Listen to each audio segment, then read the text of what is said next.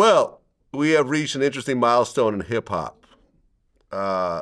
Drake, who lost the battle to Kendrick, is now suing UMG and Spotify over the popularity of Not Like Us. Right. And he feels that it's affected his career and his business and so But he also said that they artificially manipulated, like they... Yeah, they boosted the numbers. Okay, and the only reason you would know that because they did it with you, right? They're boosting your numbers. Right. Right.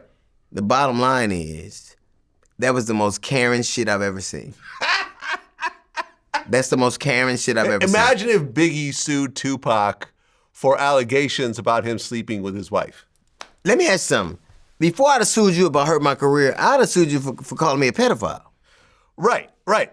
Imagine if Jay-Z sued Nas for calling him a homosexual. Right. But this is the province. This is why I think what Kendrick did to Drake, it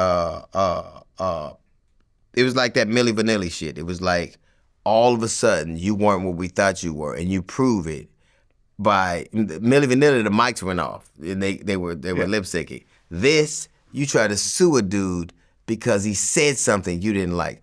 Only a white dude is going to call the police. Because this nigga threatened me. All right, it was the most Karen shit I've ever seen. Well, but what's interesting is that he sued everyone except for the guy that called him a pedophile. Yeah. He didn't sue Kendrick. Because he couldn't. Wouldn't you say that'd be the first person he sued? Exactly. But he didn't. He didn't.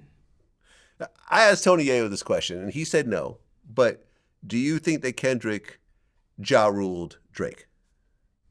I think that I've never seen anybody artistically, and I said this before, meet a moment quite like that.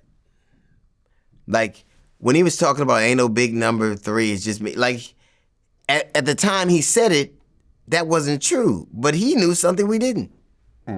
He's on a whole different... he's hitting a zenith that I very rarely see artists hit. Yeah. And it's a creative... He made L.A. remember who it was. Yeah, no, I remember I was talking to Edie from the Outlaws the other day, and he said something interesting. He said, since Snoop, Kendrick is the first one that really made everyone think that LA gang culture is cool again. But even, he just makes you proud. Even the way that everybody talks like us and walks like us and dresses like us and acts like us. He made us remember who we were. And I think that the whole coast, and it wasn't just black culture, it was like the shit that he wore, that Willie Javara dude, man. Like, us all, he made, even if you didn't live here, live in LA no more, he made you, and you grew up there, you're proud to be from there. No, listen, he put Mexican rappers, like he put local guys like Lefty Gunplay, who I interviewed. I saw the interview with Gunplay. Yeah. Yeah. What'd you think? When he was talking about how he didn't, it's so funny. Everybody's so influenced by our culture. So influenced by it. Whether they like us or not, they're so influenced by our culture. It's an interesting thing, but you can't have LA without Crips and Bloods and Vatos. It's like this whole thing that's just ours that he illuminated in a way that made everybody fuck with it. No, GNX, I thought, was a brilliant album. And the first time I heard it, I'm like, okay, this is like a mixtape. It's like a love letter to the LA underground. Yeah. He's putting a bunch of rappers that most people have never heard of and so forth. But the more you listen to it, the more like, nah, this is actually a serious piece of art right here. The way he's incorporating these other guys is actually low-key brilliant. Man, look. The first time I ever saw somebody Crip rock, and I didn't care. Like, I was like, okay. Right. No, listen, I would say this is better. GNX is better than his last album. I would too. Yeah. But he's hitting a zenith, and I think you very rarely see moments like that. And I think Drake sees it too. I mean, yeah. Now what sense does it make, if your argument is real, that the biggest commercial piece of business they would damage that for a dude they didn't like. That didn't. Kendrick didn't make it. Is not going to make it. Hasn't made it at the time. Hadn't made as much money for Universal as he had. Yeah. By far, he was one of their biggest artists. Right. So they gonna fuck all that up to make his album big for what? Yeah, man, it's conspiracy. It's a For what? conspiracy theory. I don't believe it. And if they boosted Kendrick's number, they've been boosting his numbers as well. So that just is what it is. You fucked with a dude when he was coming into an artistic zenith. Yeah. You fucked with the dude at the wrong. I have very rarely seen artists hit a artistic zenith like that at a moment where everybody's looking. I mean, yeah, then you followed up with performing at the Super Bowl. And you know he's going to perform that song there. I almost think that Drake is suing Universal to prevent Not Like Us from being performed at the Super Bowl. I think that even if he didn't do it, they would find a way to do it. Like even if look, the bad thing for Drake is now is fucking HBCU homecoming season just passed. So, you know they played that shit everywhere. Oh yeah. I'm driving down the street, fucking Heinz has mustard. This thing's everywhere. This thing is everywhere. Yeah, no, I feel you.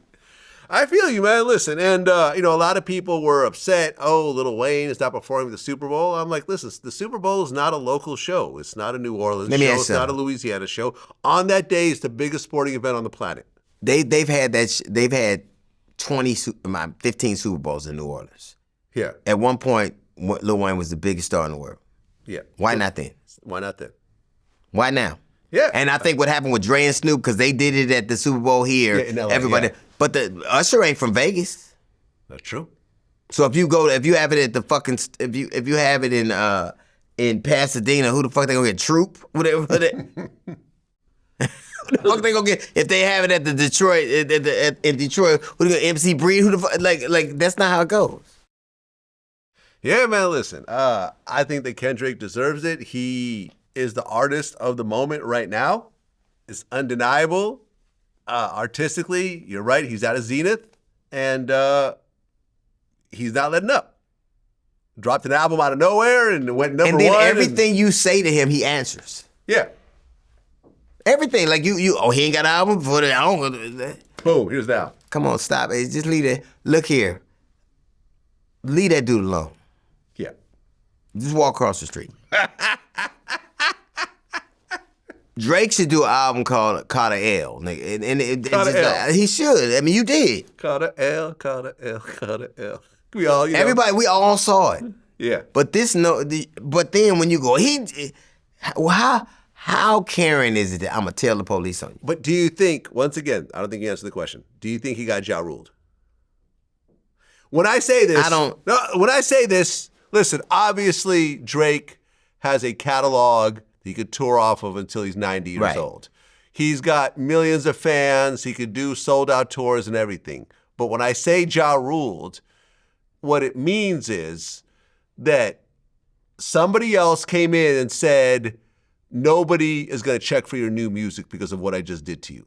You could still, your catalog is your catalog, but your new stuff, people aren't going to check for it the way they were checking for it before. I think it isn't. It is that whole idea of me being one of the baddest motherfuckers in the game is eroded. I think young girls are always gonna see, like people. He has so much music, everybody gonna see him. But it's what it did to his idea of himself. He ain't suing because it didn't hurt something. Oh yeah, no, absolutely. Yeah, he ain't suing. You ain't right. So I'm not saying people ain't gonna come see you. Yeah. I'm saying that you're going to know that people don't look at you the same way as they did. Yeah. Fucking Kendrick was a mirror, and you didn't like what you saw. Well, no, I think someone pointed out something interesting. They said Drake was speaking to Kendrick, and Kendrick was speaking to everyone. Man, look here. I done seen niggas like that before. Leave them alone. I done seen them. You know what? That nigga right there, walk. Yeah. And he picked the fight. He won. It's almost like they used to say, "I'm gonna let you chase me till I catch you." Like he looked like he calculated it. He looked like he did it on purpose, and he looked like he's benefited from it. Well, that's what it is. DL Hughley, man. Always a pleasure. Likewise, when we get man. together. So we're gonna run the streets a little bit. We're gonna be both in New York for a little while. We drank a little bit of the expensive tequila that I always get requested. Always very expensive though. Always very expensive. Yeah, come on up. Never the cheap stuff. I wait. The $250 now, $250 per bottle stuff. That's I don't even buy shit. Like I'm gonna see. I'm gonna see Vlad. I know I will leave with a bottle afterwards. That's what it is, my man. Until next time. Man. Peace. For sure.